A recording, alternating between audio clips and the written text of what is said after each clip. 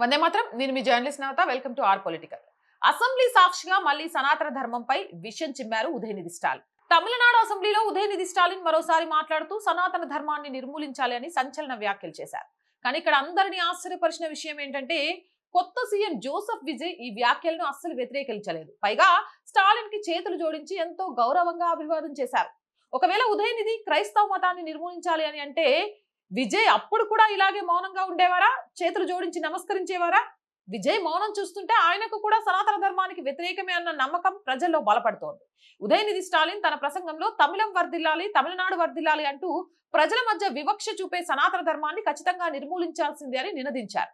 తమిళనాడులో సనాతన ధర్మాన్ని లేకుండా చేయడమే వీరి లక్ష్యంగా కనిపిస్తోంది.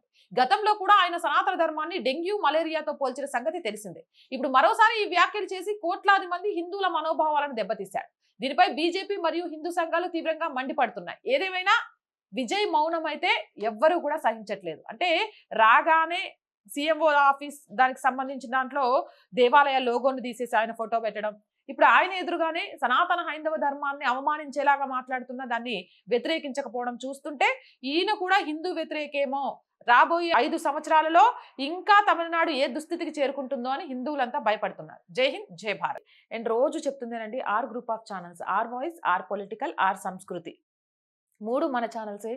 So please subscribe our channels. Content బాగుంది అనిపిస్తే లైక్ చేయండి, షేర్ చేయండి.